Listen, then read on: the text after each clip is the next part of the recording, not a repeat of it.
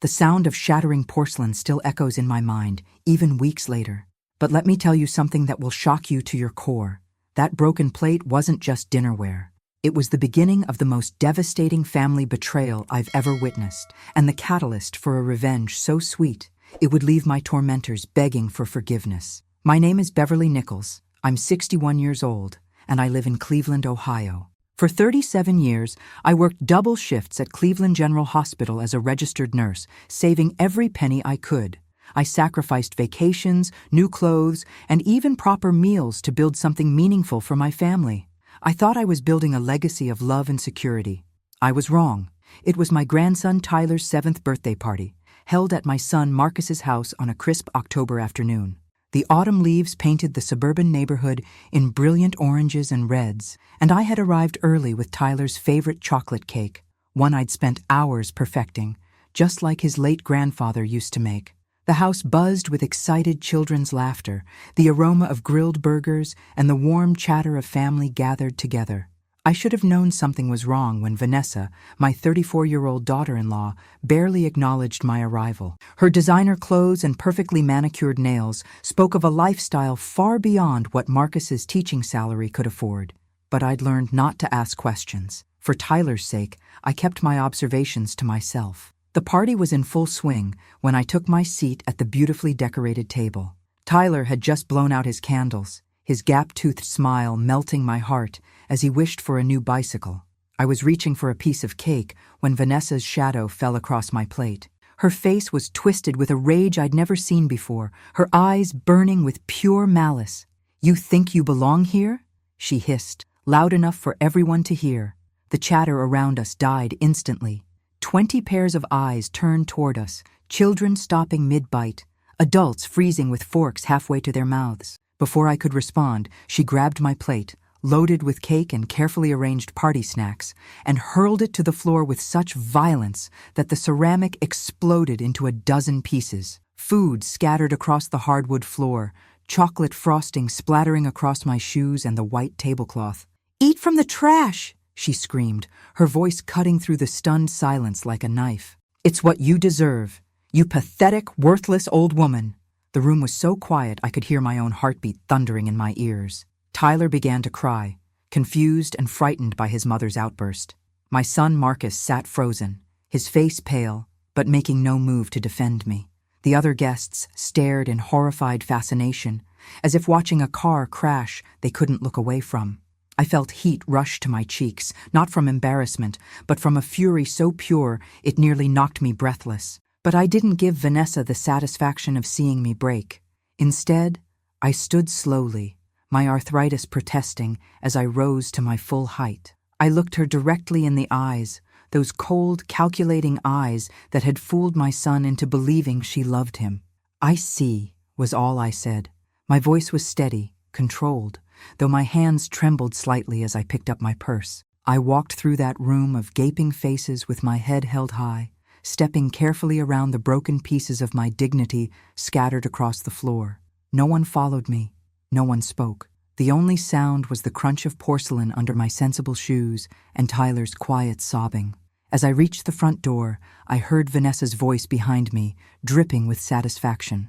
"Don't come back, Beverly. You're not welcome in this family anymore." I paused with my hand on the doorknob, but I didn't turn around. "We'll see about that, dear," I whispered, too quietly for anyone to hear. The next morning, I sat at my kitchen table with a cup of coffee and made a phone call that would change everything.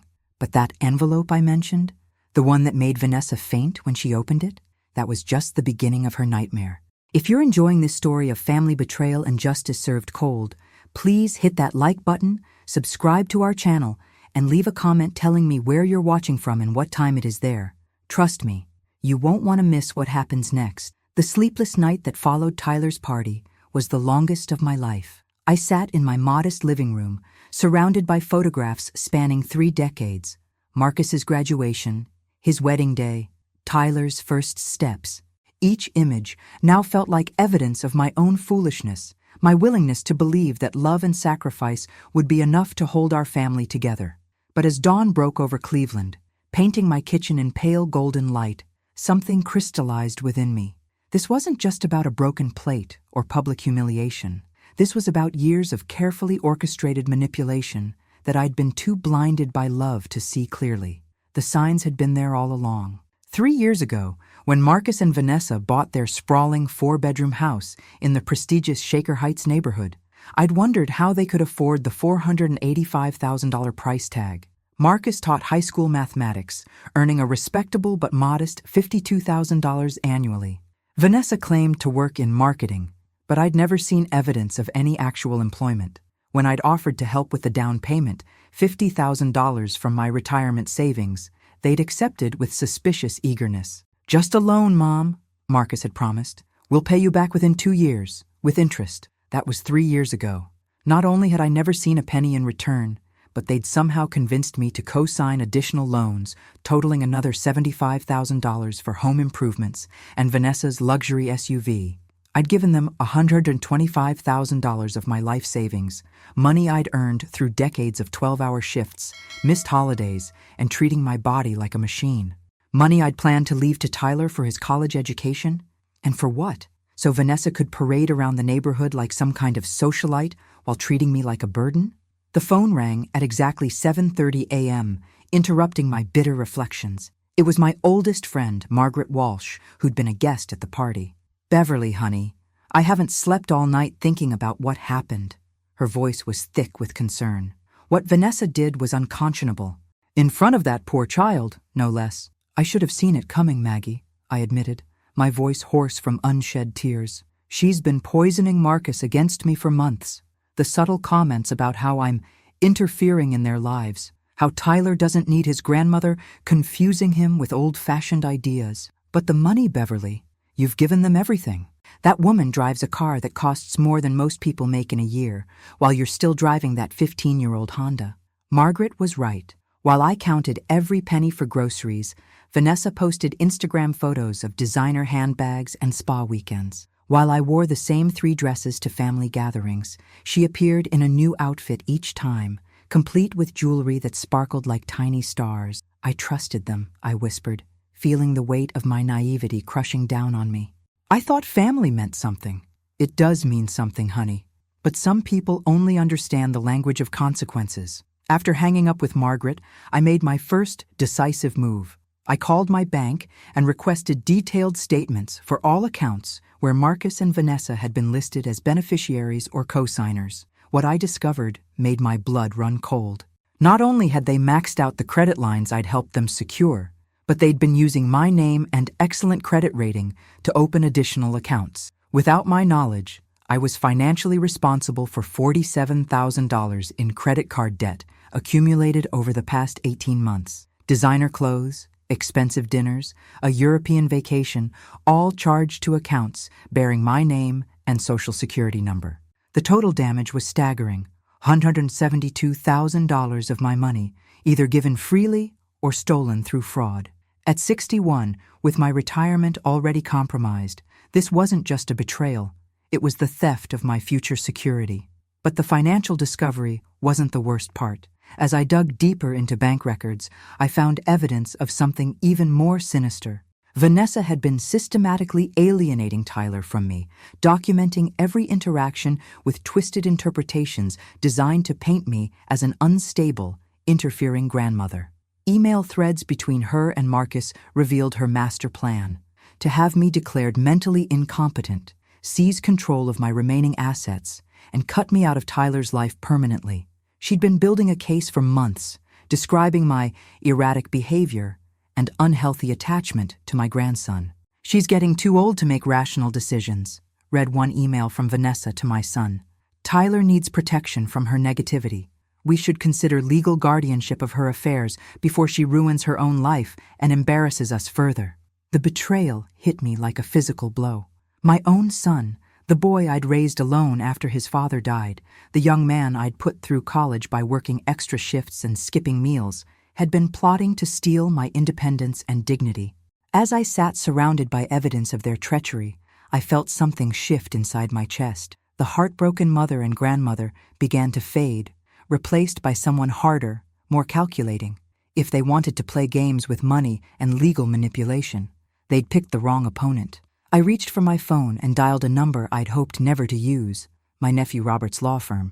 Robert specialized in financial fraud and elder abuse, and he'd been warning me for years about people who prey on trusting family members. "Uncle Bobby?" I said when he answered, using the childhood nickname that always made him smile. "I need your help. It's time to teach some people what happens when they mistake kindness for weakness." Robert's law office occupied the 32nd floor of a gleaming downtown Cleveland tower, its floor-to-ceiling windows offering a commanding view of Lake Erie. As I sat in his mahogany-paneled conference room 3 days after Tyler's birthday disaster, I felt like I was preparing for war, and perhaps I was.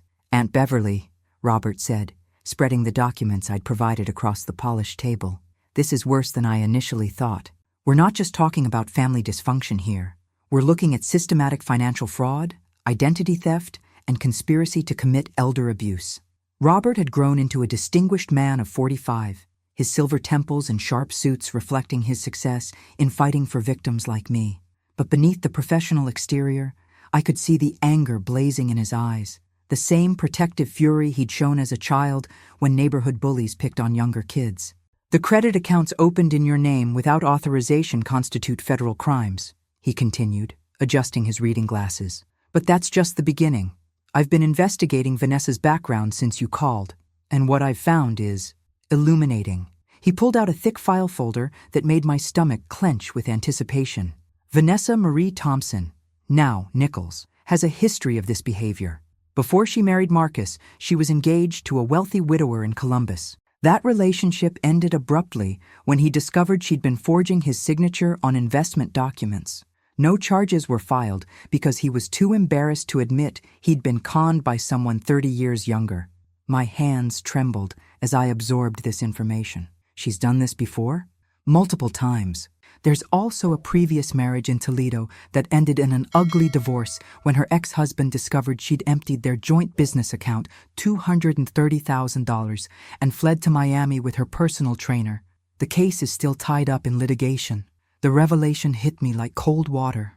My son hadn't just married a woman capable of cruelty. He'd married a professional predator, someone who targeted vulnerable people and systematically destroyed their financial security. "But here's what really concerns me," Robert continued, pulling out another set of documents.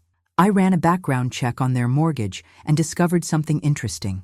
The house they're living in, the one you helped finance, has been remortgaged twice in the past 18 months. They've extracted an additional $340,000 in equity." I felt dizzy. Where did that money go? That's what we need to find out. But based on the spending patterns I'm seeing, I suspect Vanessa has been funding a lifestyle far beyond their means, possibly even supporting other ventures we don't know about yet. Robert leaned forward, his expression serious. "Aunt Beverly, I need you to understand something. This isn't just about getting your money back. Vanessa is dangerous. Women like her don't stop until they've completely destroyed their victims. The plan to have you declared incompetent? That was just the next phase." He showed me psychological profiles his firm had compiled on similar cases. The pattern was always the same: isolation, financial exploitation, public humiliation to break the victim's spirit, and finally, legal manipulation to seize complete control. I'd been following their script perfectly, right up until that moment at Tyler's party, when something inside me snapped. "What's our next step?" I asked, surprised by the steadiness in my own voice. "We gather evidence. Lots of it. I'm going to assign my best investigator to this case, former FBI agent named Sarah Chen. She specializes in financial crimes and has a particular talent for uncovering hidden assets." Over the next 2 hours, Robert outlined our strategy. First, we document every fraudulent transaction and unauthorized use of my credit. Second, we'd investigate Vanessa's hidden assets and potential accomplices. Third, we'd build a case for full restitution plus damages for emotional distress and fraud. "But Uncle Bobby," I said, using his childhood name again, "I don't just want my money back. I want justice. I want them to understand the consequences of their choices." Robert smiled, the same mischievous grin I remembered from his childhood. "Aunt Beverly, by the time we're finished with this case, Vanessa will wish she'd never heard the name Nichols. Trust me on that." As I left his office that evening, I felt something I hadn't experienced in months: hope. But it was a different kind of hope than I'd ever known before. This wasn't the naive optimism of a trusting grandmother. This was the focused determination of a woman who'd finally decided to fight back. That night, I sat at my kitchen table and wrote 3 letters. The first was to Marcus, explaining that I knew about the fraud and giving him one chance to make things right. The second was to my bank, formally disputing all unauthorized charges and requesting a fraud investigation. The third letter was more personal, a detailed account of everything that had happened, which I sealed and placed in my safety deposit box. But the most important call I made was to Tyler's school. As his emergency contact and the person listed as his authorized guardian in case of parental incapacity, I had certain rights that Vanessa had forgotten about. Rights that would become very important in the coming days. The woman who had thrown my plate on the floor and told me to eat from the trash had no idea that she'd just declared war on someone with nothing left to lose. And as every general knows, the most dangerous enemy is the one who has been pushed too far. The envelope that would make Vanessa faint was already being prepared, but that was just the opening salvo in a battle that would expose every secret she'd tried to hide. Sarah Chen arrived at my house on a gray Thursday morning, carrying a briefcase that looked deceptively ordinary for something that would soon contain evidence of such extraordinary deception. At first glance, she appeared to be in her mid-30s, with kind eyes and a gentle demeanor that would make anyone comfortable sharing their secrets. But Robert had warned me not to underestimate her. This woman had brought down corporate executives and international fraud rings. "Mrs. Nichols," Sarah said as I poured coffee in my modest kitchen, "I've reviewed your case file, and I want you to know that what happened to you isn't uncommon. Financial predators often target older family members because they count on shame and family loyalty to keep victims silent." "I'm not staying silent anymore," I replied firmly. "I want to know everything." Sarah opened her briefcase and pulled out a tablet computer. "In the past 72 hours, I've uncovered information that goes far beyond what your nephew initially discovered. Are you prepared for some shocking revelations?" I nodded, though my hands trembled slightly around my coffee cup. "Let's start with Vanessa's real identity. The woman your son married isn't exactly who she claims to be." Sarah showed me a series of documents on her tablet screen. Vanessa Marie Thompson legally changed her name 4 years ago. Before that, she was Veronica Marie Castellanos, and she has a criminal record spanning 3 states. The room seemed to spin around me. Criminal record? Fraud, identity theft, and embezzlement. She served 18 months in a minimum security facility in Florida before reinventing herself with a new name and background. The marketing job she claims to have? It's a shell company she created to hide money she's been stealing from other victims. Sarah swiped to another document. "But here's where it gets really interesting. Your daughter-in-law has been married 4 times, not just the 2 times Robert initially discovered. Each marriage followed the same pattern. Target a man with assets or good credit, systematically drain their resources, then disappear when the victim gets suspicious." I felt sick to my stomach. My poor Marcus. Does he know any of this? "That's complicated," Sarah said gently. "I've been monitoring their digital communications, legally, through your co-signed accounts, and I believe Marcus is both victim and accomplice at this point. Initially, he was completely unaware of her background, but as the schemes escalated, he became complicit to protect himself from prosecution. She showed me email exchanges between Marcus and Vanessa from 6 months ago, discussing how to manage the Beverly situation before I became a problem they couldn't control. My own son had been strategizing about how to exploit and ultimately discard me. "There's more," Sarah continued. "The money they extracted from your house's equity? It didn't go toward home improvements or legitimate investments. Vanessa has been funding a sophisticated operation involving identity theft rings and cryptocurrency fraud. She's not just stealing from your family, she's part of a larger criminal network." The evidence was overwhelming. Bank records showed transfers to accounts in 3 different countries. Social media posts revealed a secret life where Vanessa traveled frequently, always with expensive luggage and designer clothes, supposedly for business meetings that Marcus believed were marketing conferences. "But the most disturbing discovery," Sarah said, her voice becoming grave, "involves Tyler. I found evidence that Vanessa has been building a case to have you declared mentally incompetent, but she's also been documenting Marcus's financial irresponsibility and inability to provide stable parenting. What does that mean?" "It means she's planning to gain sole custody of Tyler and use him to access his inheritance from your side of the family. Your grandson isn't just caught in the middle of this. He's the ultimate target. She needs legal control over him to access the trust fund you established for his education. The trust fund. I'd completely forgotten about the $150,000 education trust I'd established when Tyler was born, designed to pay for his college expenses when he turned 18. Only I had access to those funds unless I was declared incompetent or deceased, in which case, control would pass to Tyler's legal guardian. She's been playing the long game, I whispered, finally understanding the full scope of her manipulation. Sarah nodded grimly. And she almost won. The paperwork to have you declared mentally incompetent was scheduled to be filed next week. Marcus had already signed affidavits supporting her claims about your declining mental state and dangerous behavior around Tyler. The betrayal cut deeper than anything I'd experienced, even my husband's death 20 years ago. At least his departure had been natural, inevitable. This was a deliberate choice by people I'd loved and trusted to destroy me for money. But then Sarah smiled, a fierce expression that reminded me of a predator who'd cornered her prey. However, Mrs. Nichols, they made several critical mistakes. First, they underestimated you. Second, they left digital trails everywhere. And third, they forgot that identity theft and conspiracy to commit fraud are federal crimes with serious consequences. She showed me the final piece of evidence, financial records proving that over the past 3 years, Vanessa had stolen or fraudulently obtained nearly $400,000 from various sources, including my money. The operation was so large it had attracted federal attention even before I filed my complaints. The FBI has been investigating this network for 18 months, Sarah revealed. Your case isn't just about family betrayal. It's the key to bringing down an entire criminal organization.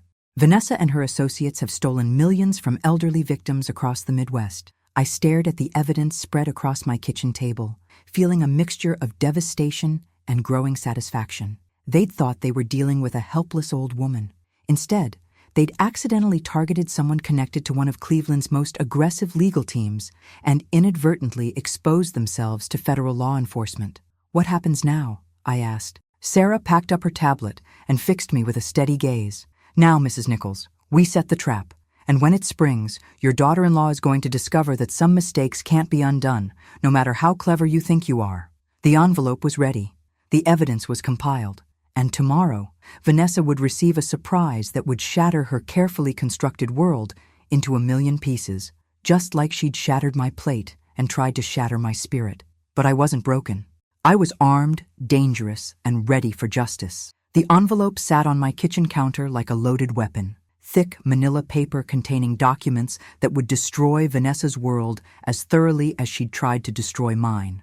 Inside were legal papers that Robert's team had spent the past week preparing. Federal fraud charges, civil lawsuits, asset seizure orders, and custody documentation that would rip Tyler away from her poisonous influence. But first, I needed to set the stage perfectly. Sarah had coached me through every detail of our plan.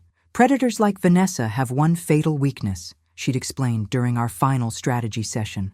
They're so confident in their superiority that they can't imagine being outsmarted by their victims. We're going to use that arrogance against her. The timing was crucial. According to Sarah's surveillance, Marcus would be at work and Tyler at school when the delivery arrived. Vanessa would be alone, comfortable in her stolen luxury, completely unprepared for the reckoning heading her way. I'd chosen to have the envelope hand-delivered by a professional courier service, the kind that requires signature confirmation and doesn't leave packages unattended.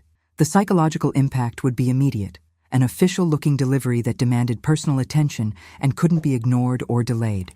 As I prepared for what would be my final performance as the helpless victim, I thought about Tyler.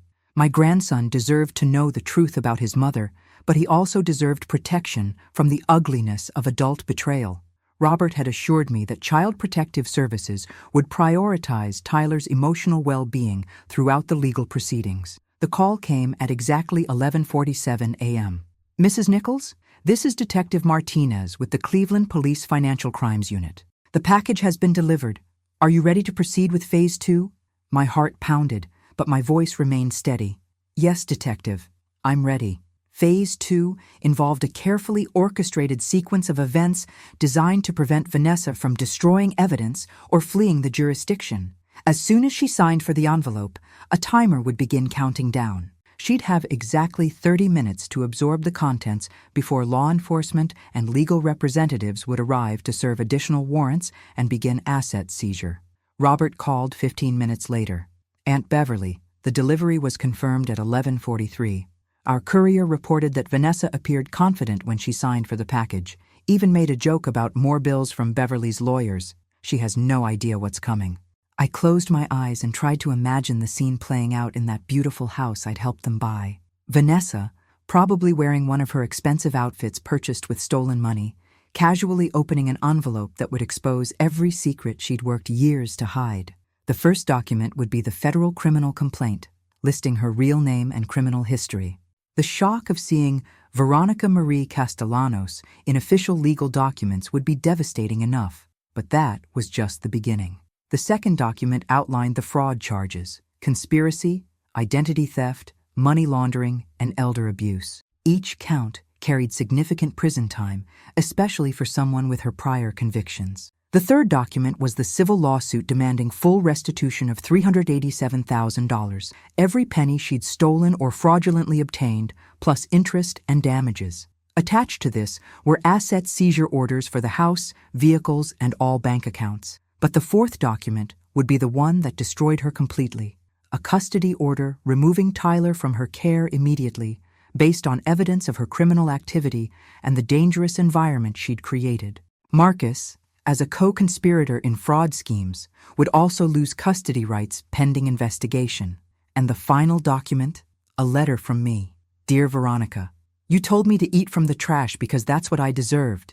Today you'll discover what you actually deserve. You underestimated a 61-year-old nurse from Cleveland, thinking my kindness made me weak and my love for my family made me stupid. You were wrong on both counts.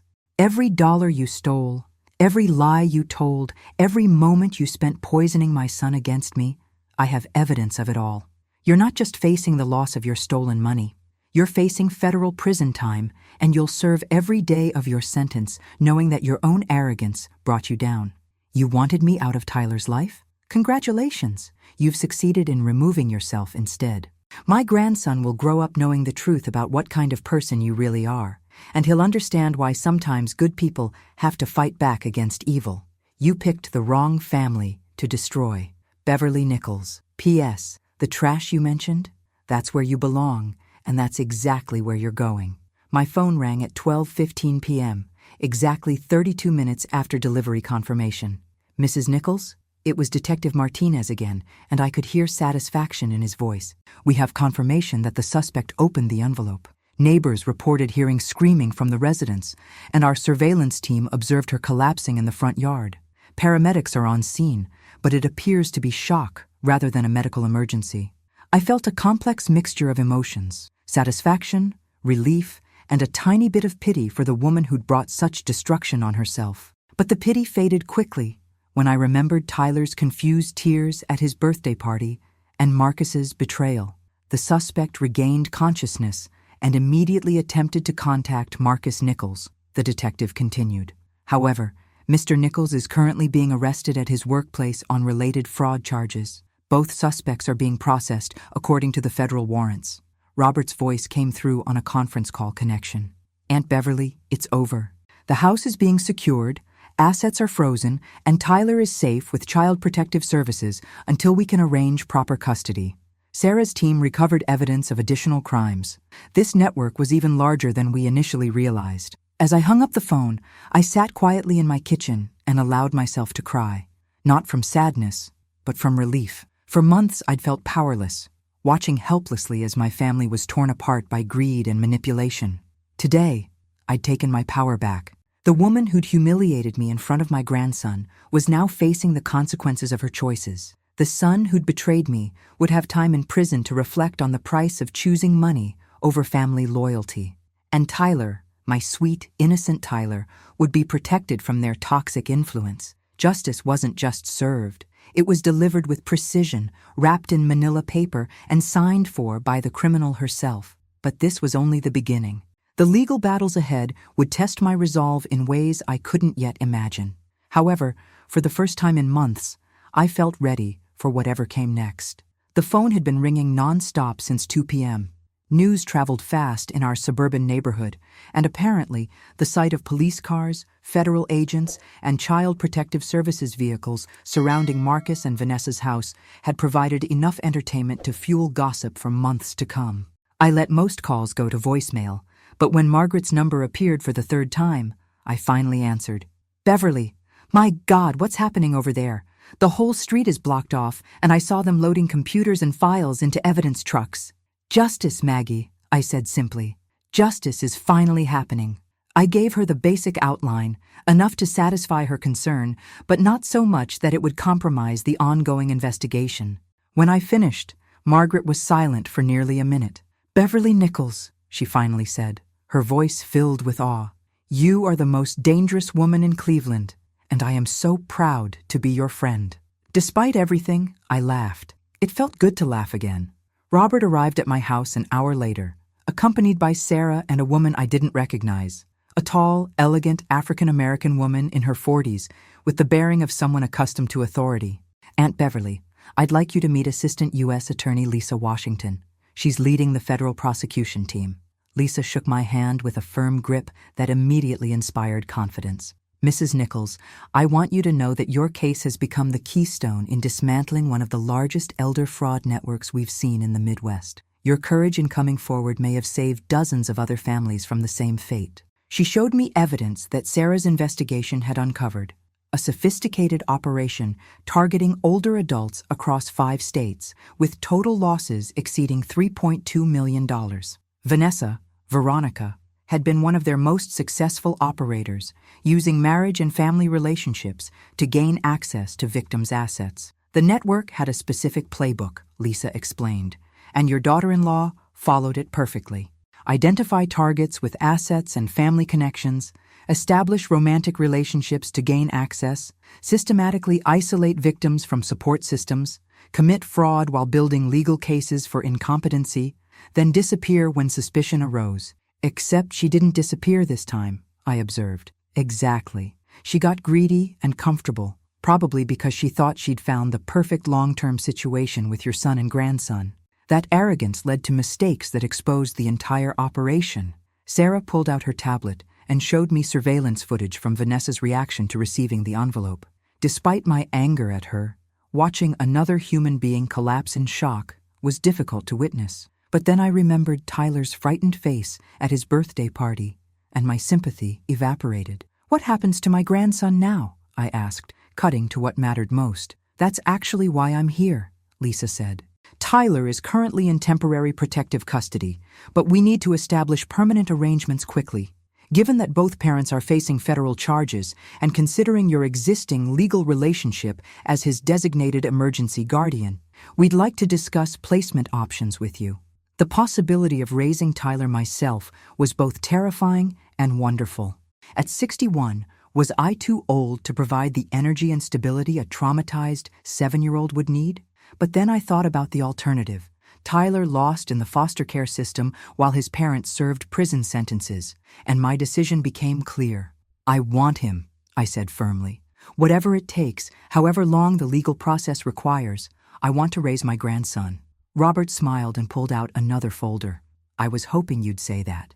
I've already begun the paperwork for emergency custody and permanent guardianship. Given the circumstances, and considering that you're the child's only stable family connection, I'm confident the court will approve the arrangement." Over the next 2 hours, they explained the legal timeline. Marcus and Vanessa would be arraigned within 48 hours. Given the federal charges and flight risk concerns, neither would likely receive bail. The evidence against them was so overwhelming that plea negotiations would begin immediately. "What about restitution?" I asked. "Can I actually get my money back?" "Most of it," Lisa said confidently. "We've frozen their assets, and the house sale alone should recover about $280,000 after paying off legitimate debts. Vanessa also had hidden accounts containing money stolen from other victims. Your portion of those assets will be substantial. You won't get everything back immediately, but you'll recover far more than most fraud victims." Sarah added, "And there's something else you should know. The federal sentencing guidelines for elder abuse fraud have been significantly strengthened in recent years. With Vanessa's prior convictions And the scope of this conspiracy, she's looking at 12-15 years in federal prison. Marcus, as a first-time offender who was initially a victim himself, will probably serve 3 to 5 years if he cooperates with the investigation. The reality of their sentences hit me harder than I'd expected. Yes, I wanted justice, but the thought of Tyler growing up with both parents in prison was heartbreaking. That innocent little boy would pay the highest price for his parents' greed and betrayal. Mrs. Nichols, Lisa said gently, apparently reading my thoughts.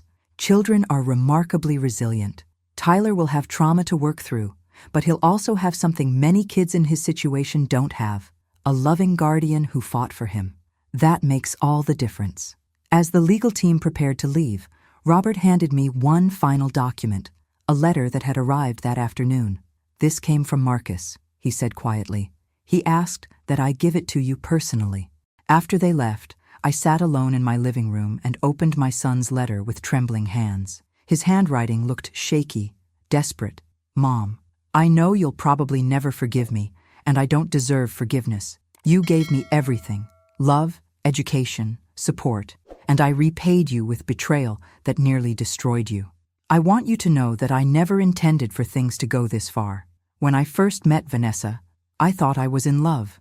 By the time I realized what kind of person she really was, I was already trapped. She had evidence of my complicity in the early schemes, and she threatened to destroy me completely if I didn't cooperate. That's not an excuse, just an explanation.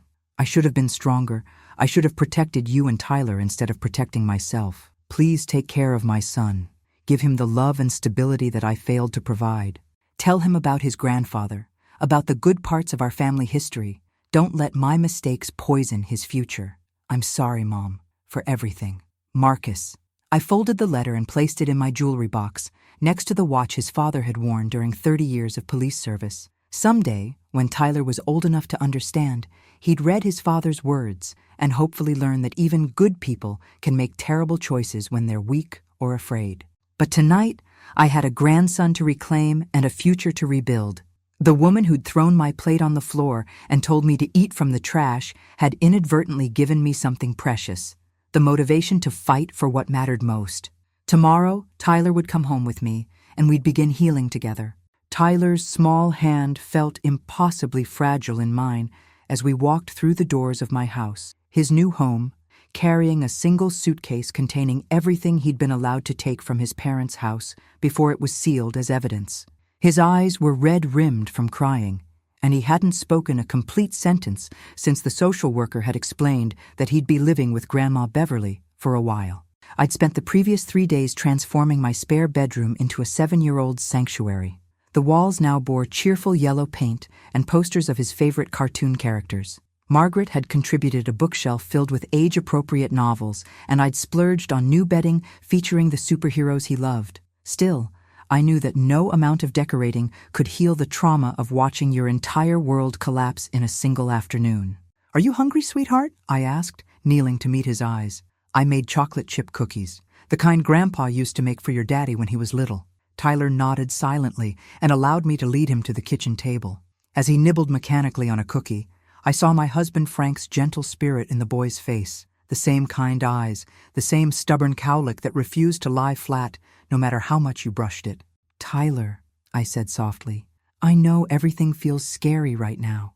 I know you don't understand why Mommy and Daddy can't be here, and I know you're worried about what's going to happen next." He looked up at me with those solemn brown eyes that held too much sadness for a 7-year-old. "Am I in trouble, Grandma? Did I do something wrong?" My heart broke into 1,000 pieces. I gathered him onto my lap, remembering when Marcus used to fit there the same way, seeking comfort after nightmares or scraped knees. "Oh, baby, no. You didn't do anything wrong. Not one single thing. Sometimes grown-ups make bad choices, and those choices have consequences that affect the people they love. But none of this is your fault. Is Mommy coming back?" he whispered against my shoulder. I chose my words carefully, knowing that whatever I said now would shape his understanding of love, trust, and family for years to come. Mommy and Daddy made some very serious mistakes that hurt a lot of people, including our family. They have to go away for a long time to face the consequences of those choices. But Tyler, that doesn't mean they don't love you. It means they made bad decisions that they can't take back. Dr. I.C. Patricia Hoffman, the child psychologist Robert had recommended, had coached me through these conversations. Children need truth appropriate to their developmental level, she'd explained. Too much information creates anxiety, but too little creates confusion and self-blame. Your goal is to provide security and honesty without overwhelming him. Over the next few days, Tyler and I established new routines. Morning breakfast together, where he slowly began sharing stories about school and friends. Afternoon homework sessions at the kitchen table, where I rediscovered the joy of helping a child with multiplication tables and reading comprehension. Evening story time in his new bedroom, where classic fairy tales gradually gave way to his own questions about our family history. "Tell me about Grandpa Frank again," he requested one night as I tucked him into bed. "Grandpa was a police officer for 30 years, I began, settling into the bedside chair that was becoming our storytelling spot. "He was brave and kind just like you. When your daddy was your age, Grandpa would come home from work and teach him how to throw a baseball in our backyard." "Did Daddy used to be good like Grandpa?"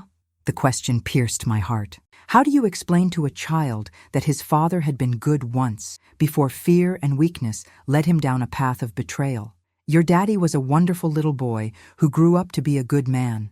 But sometimes good people make terrible choices when they're scared or confused. That doesn't erase all the good things about them, but it does mean they have to face consequences for their actions." Tyler considered this seriously. "Will I make bad choices too?" "Honey, everyone makes mistakes. The difference is whether we learn from them and try to do better, or whether we keep making the same mistakes over and over again. I'm going to help you learn how to make good choices, just like Grandpa helped Daddy learn when he was little." The custody hearing was scheduled for the following Thursday. Robert had prepared me for the formalities, but I was still nervous about standing before a judge and requesting permanent guardianship of a child whose parents were facing federal prison sentences. Tyler would not have to testify. Dr. Hoffman had been adamant about protecting him from the legal proceedings. However, the judge would want to ensure that placement with me was in his best interests, considering my age and the traumatic circumstances. "The court will ask about your plans for Tyler's emotional support, education, and long-term stability," Robert explained during our preparation session. "They'll want to know how you'll help him maintain appropriate contact with his father once Marcus begins serving his sentence." Contact with Vanessa was completely off the table. The restraining order I'd obtained would remain in effect indefinitely. But Marcus, despite his betrayal, was still Tyler's father, and maintaining some connection would be important for the boy's psychological development. Meanwhile, the federal prosecution was moving forward rapidly. Vanessa's attempts to negotiate a plea deal had failed when she refused to cooperate with the investigation into her criminal network. Her arrogance, even in the face of overwhelming evidence, continued to work against her. Marcus, by contrast, had provided extensive cooperation, detailing how Vanessa had manipulated him and revealing additional victims the FBI hadn't identified. His willingness to testify against her would reduce his sentence significantly, but he'd still serve substantial prison time. The night before the custody hearing, Tyler crawled into bed beside me after a nightmare. "I dreamed that you went away too, Grandma, that everyone I loved disappeared." I held him close, feeling his small body trembling against mine. "Tyler, listen to me very carefully. I am not going anywhere. Tomorrow, a judge is going to make it official that you live with me now. I will be here when you wake up, when you come home from school, and when you have bad dreams. That's a promise. But what if you get old and die like Grandpa did?" The question was so mature, so heartbreakingly practical, that I had to pause before answering. "Sweetheart, I'm planning to be around for a very long time, but even if something happened to me, there are other people who love you and would take care of you. Uncle Robert, Miss Margaret, Dr. Hoffman. You're surrounded by people who want you to be safe and happy. And Daddy? When he comes back from jail, will he live with us?" That was the hardest question yet. Marcus would serve at least 3 years, possibly 5. When he was released, Tyler would be approaching adolescence, old enough to make his own decisions about their relationship. "That's something we'll figure out together when the time comes," I said honestly. "But right now, it's just you and me, and we're going to take very good care of each other." As Tyler finally drifted off to sleep beside me, I lay awake thinking about the strange journey that had brought us to this moment. 6 weeks ago, I'd been a humiliated grandmother with a broken plate and a shattered heart. Tonight, I was a guardian preparing to officially claim responsibility for raising a traumatized but resilient little boy. Tomorrow's hearing would make it legal, but the real work of healing our family had already begun. One conversation and one chocolate chip cookie at a time. The woman who'd told me to eat from the trash had inadvertently given me the most precious gift of all, a second chance to raise a child with love, honesty, and the hard-earned wisdom that comes from surviving betrayal. The federal courthouse in downtown Cleveland had never felt more imposing than it did on the crisp November morning when Veronica, would finally face sentencing for her crimes. I sat in the gallery wearing my best navy dress, the one I'd worn to Marcus's college graduation 23 years ago, with Tyler beside me in his school clothes. Dr. Hoffman had recommended that he witness this moment, explaining that seeing justice carried out would help him understand that actions have consequences, even for adults. Judge Patricia Morrison took the bench at precisely 9 a.m., her silver hair and stern expression commanding immediate respect from the packed courtroom. Behind us sat other victims of Vanessa's network, elderly men and women who'd been swindled out of retirement savings, family inheritances, and nest eggs they'd spent lifetimes building. Assistant U.S. Attorney Lisa Washington rose to address the court, her voice carrying the weight of months of investigation and preparation. Your Honor, the defendant's crimes represent far more than simple fraud. This was a calculated, systematic campaign to exploit the trust and love that elderly Americans place in their families. Veronica Castellanos, operating under the alias Vanessa Nichols, didn't just steal money. She weaponized family relationships to destroy lives. Lisa presented evidence of the full scope of Vanessa's crimes: 47 victims across 5 states, total losses exceeding $4.2 million, and psychological damage that could never be quantified in dollars. The prosecution had documented everything with forensic precision, from forged signatures to encrypted communications with her criminal associates. The defendant has shown no remorse for her actions, Lisa continued. Even when faced with overwhelming evidence, she has maintained her innocence and refused to cooperate in recovering assets for her victims. She represents a continued danger to society, particularly to vulnerable elderly citizens. When Vanessa's defense attorney stood to speak, I got my first close look at the woman who'd tried to destroy my family. She appeared smaller than I remembered, her expensive clothes replaced by a standard orange jumpsuit, her perfectly styled hair now limp and unkempt, but her eyes still held that cold calculation I'd seen at Tyler's birthday party. Her lawyer made a half-hearted plea for leniency, citing her difficult childhood and claiming that she'd been manipulated by her criminal associates. It was a desperate strategy that fooled no one. The evidence clearly showed that Vanessa had been one of the network's primary organizers, not a victim. Judge Morrison listened patiently to both sides before turning her attention to the victims' impact statements. One by one, elderly Americans stood to describe how Vanessa's crimes had devastated their lives: retirement plans destroyed, family relationships shattered, trust in their own judgment permanently damaged. When my turn came, I stood slowly, feeling Tyler's small hand squeeze mine for encouragement. Your Honor, my name is Beverly Nichols. The defendant is my former daughter-in-law, and she didn't just steal my money, she tried to steal my family. I had rehearsed this speech for weeks, but standing in that courtroom, facing the woman who'd humiliated me and manipulated my son, the words came from my heart. For 3 years, I gave this woman and my son everything I had. Not just money, but love, trust, and hope for our family's future. In return, she planned to have me declared mentally incompetent so she could steal even more. She poisoned my relationship with my son and tried to turn my grandson against me. I paused, looking directly at Vanessa for the first time since Tyler's birthday party. When she threw my plate on the floor and told me to eat from the trash because that's what I deserved, she thought she was humiliating a helpless old woman. Instead, she made the mistake that brought her entire criminal enterprise down. She forgot that some of us fight back. The courtroom was silent as I returned to my seat. Tyler slipped his hand back into mine and whispered, "You're brave, Grandma." Judge Morrison took a 15-minute recess before returning with her sentencing decision. When she began speaking, her voice carried the full authority of federal justice. Ms. Castellanos, you have pleaded guilty to charges of conspiracy to commit fraud, identity theft, money laundering, and elder abuse. The evidence presented in this case reveals a pattern of predatory behavior that spans over a decade and has caused immeasurable harm to dozens of victims. She outlined the federal sentencing guidelines, which recommended 10-12 years for someone with Vanessa's criminal history. But then Judge Morrison's expression hardened. However, the court finds that your crimes warrant an enhanced sentence due to the particularly vulnerable nature of your victims and the psychological cruelty you displayed in exploiting family relationships.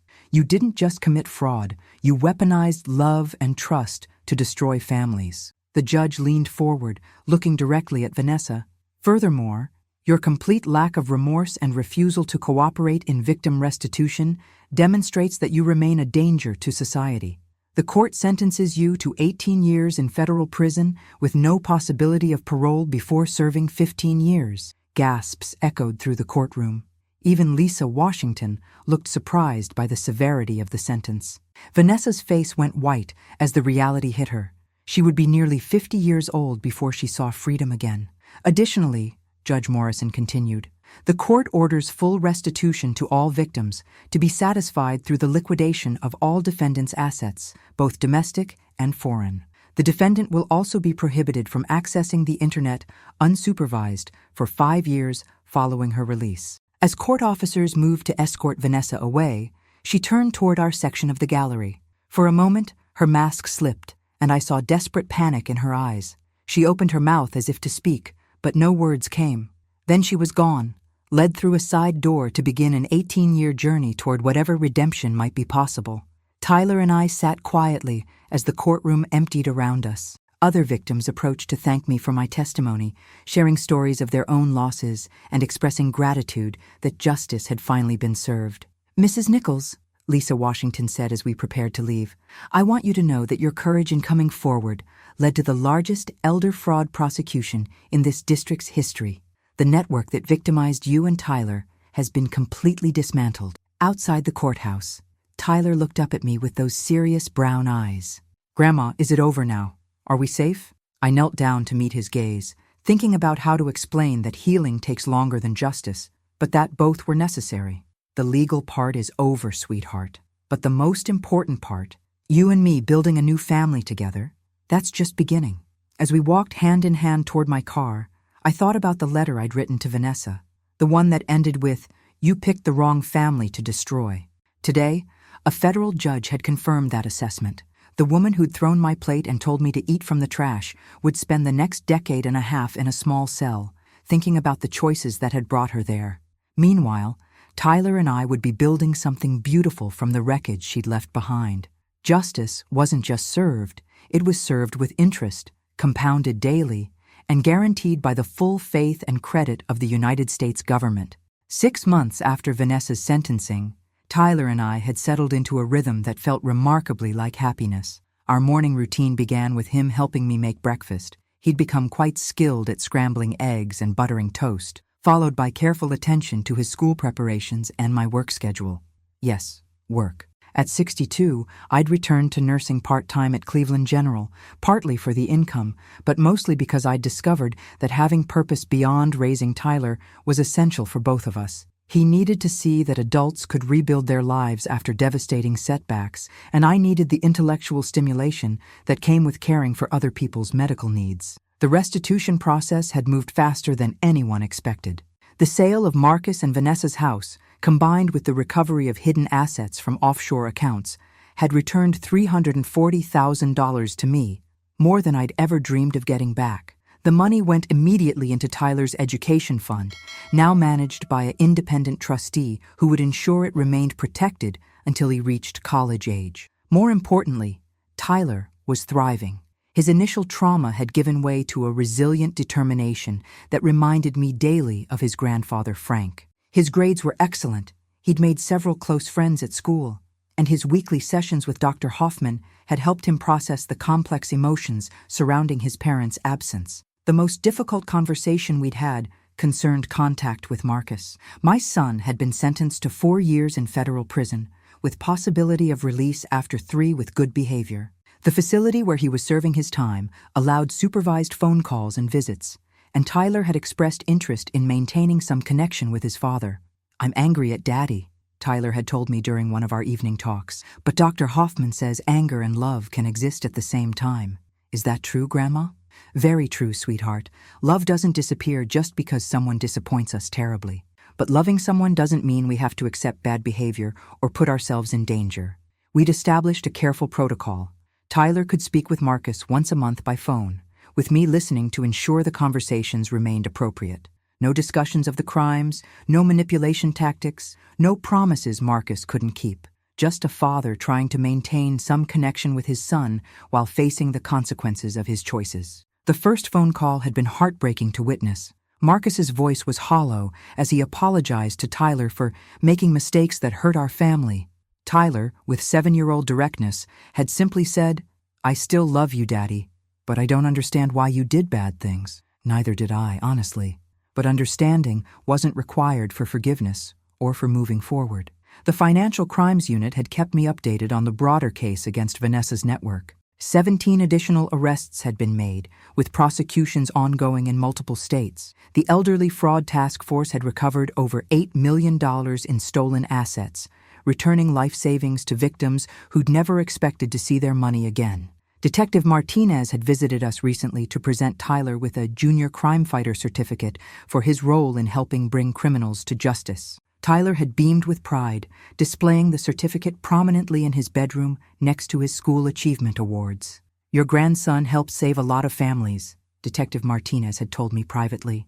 "His courage in adapting to this situation gave us the stability we needed to build our case properly."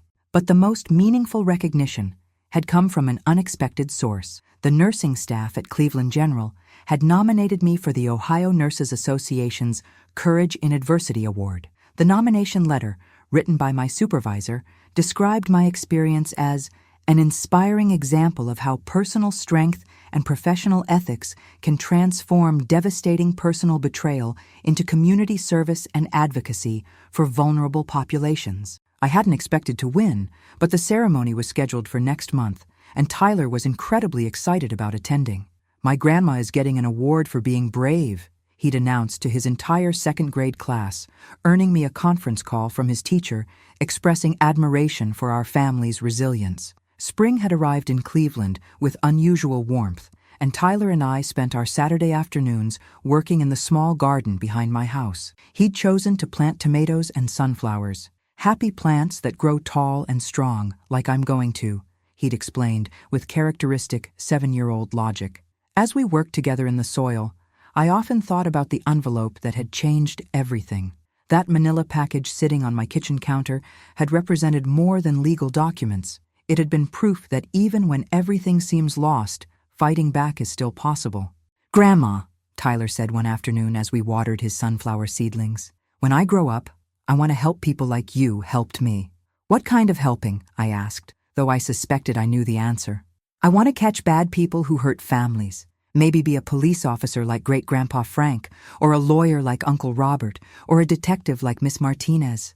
I smiled, recognizing the sense of justice that was blooming in his young heart alongside his sunflowers. "Those are all wonderful ways to help people, sweetheart. But you know what? You're already helping me every single day, just by being yourself." The truth was that Tyler had saved me as much as I'd saved him. His presence in my house had filled spaces I hadn't realized were empty. His questions had forced me to articulate values and beliefs I'd taken for granted. His resilience had reminded me that humans are capable of remarkable adaptation when they're surrounded by love and stability. Margaret had observed during one of her frequent visits that Tyler and I were healing each other in ways that conventional families never get the chance to experience. She was right. Our relationship had been forged through crisis and strengthened through shared determination to build something beautiful from the wreckage left behind by other people's choices. The house that had once felt too quiet now rang with Tyler's laughter and our evening conversations. The rooms that had been filled with memories of my husband Frank now accumulated new memories with his grandson. The kitchen table where I'd opened that devastating envelope now served as homework headquarters, art project central, and the place where we planned our weekends and discussed our dreams. Tomorrow was Tyler's 8th birthday, and I'd spent the week planning a celebration that would erase any remaining shadows from the disaster of his 7th birthday party. Margaret was bringing her famous chocolate cake. Robert and his family were driving in from Columbus, and Tyler's school friends would fill our backyard with the kind of joyful chaos that makes adults remember why children's laughter is considered one of life's greatest gifts. But tonight, as Tyler fell asleep in his cheerful bedroom surrounded by superhero posters and his junior crime fighter certificate, I allowed myself a moment of quiet satisfaction. The woman who told me to eat from the trash was beginning her 7th month in federal prison, with 11 years remaining on her sentence. My son was serving his own consequences while slowly learning what genuine remorse looks like. And Tyler, beautiful, resilient Tyler, was growing stronger and happier every day in the safety of our rebuilt family. Justice, it turned out, wasn't just about punishment. It was also about creating something better from the ashes of what had been destroyed. 1 year later, I stood in the kitchen of our home, for it truly was Tyler's home now, filled with his artwork on the refrigerator and his laughter echoing through the rooms, preparing breakfast on a crisp autumn morning that reminded me of that terrible day at his 7th birthday party. But this morning brought only anticipation and joy, because today marked a milestone I'd never dared to dream possible. Tyler bounded down the stairs wearing his best school clothes, his hair finally tamed into submission, clutching an envelope that contained something very special. "Grandma, is today really the day I get to tell everyone about our family?" "It really is, sweetheart. Are you nervous about your presentation?" He considered this seriously, a habit he'd developed during our many conversations about complex emotions. "A little nervous, but mostly excited. Miss Johnson says when people share their stories, it helps other people know they're not alone." Tyler's 2nd grade teacher had asked students to prepare presentations about their families for Grandparents' Week. Most children would share traditional stories about mom, dad, siblings, and extended family. Tyler had chosen to tell our story, appropriately edited for his young audience, about how families can be rebuilt after they're broken. Dr. Hoffman had helped him prepare, teaching him how to explain complex situations in ways that other 7- and 8-year-olds could understand. His presentation was titled, "How My Grandma Saved Our Family," and he'd practiced it with me dozens of times over the past month. As we drove to school, Tyler reviewed his notes one final time. "When bad people hurt families, it doesn't mean the family is broken forever," he recited. "Sometimes it means stronger people get the chance to build something even better." His words carried wisdom far beyond his 8 years, earned through experiences no child should have to endure, but processed with remarkable maturity thanks to excellent therapeutic support and unconditional love. The past year had brought changes I'd never anticipated. The Ohio Nurses Association Award had led to speaking opportunities at conferences about elder abuse prevention. My story, our story, had become part of training programs for law enforcement, social workers, and healthcare professionals who work with vulnerable older adults. But the most significant change was the expansion of our family through chosen connections rather than blood relationships. Margaret had become Tyler's honorary grandmother, teaching him to garden and bake cookies. Robert's children considered Tyler their cousin, including him in family vacations and holiday celebrations. Dr. Hoffman had transitioned from therapist to family friend, someone Tyler trusted to help him navigate the complex emotions that would undoubtedly continue throughout his childhood. Even Detective Martinez had remained part of our lives, stopping by occasionally to check on Tyler's progress and to update us on related cases. The Elder Fraud Task Force had become a permanent initiative, preventing countless families from experiencing what we'd endured. Marcus's case had taken an unexpected turn 6 months ago. His exemplary behavior in prison, combined with his extensive cooperation in ongoing investigations, had earned him early release consideration. He would be eligible for supervised release in 18 months instead of the original 3-year sentence. The prospect of his return had prompted lengthy discussions between Tyler, Dr. Hoffman, and myself about forgiveness, consequences, and second chances. Tyler, with characteristic insight, had concluded that Daddy needs to prove he's changed before we can be a regular family again, but that doesn't mean we stop loving him.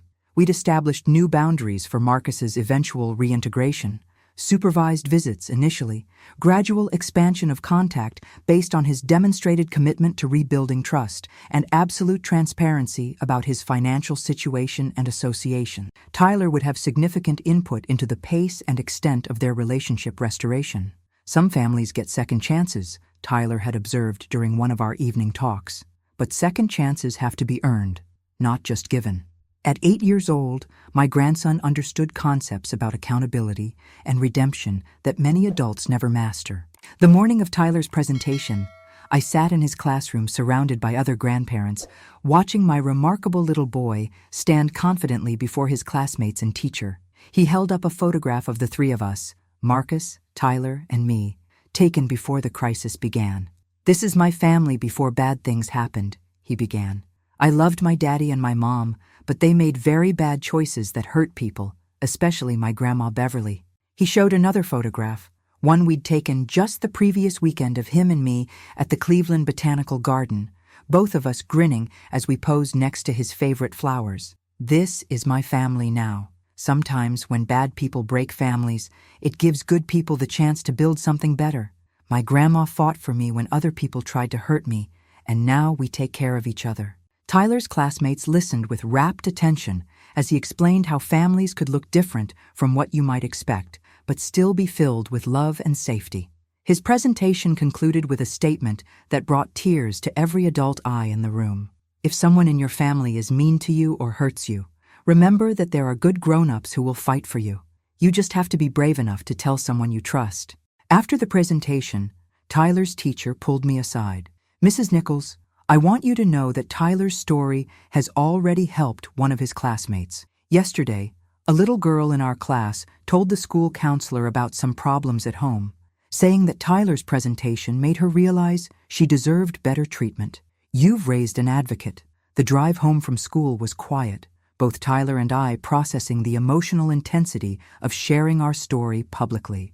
Finally, Tyler broke the silence. "Grandma, do you think the bad lady in prison ever thinks about what she did to us?" Vanessa, I still thought of her by the name she'd used to deceive us, had been serving her sentence at a federal facility in Kentucky.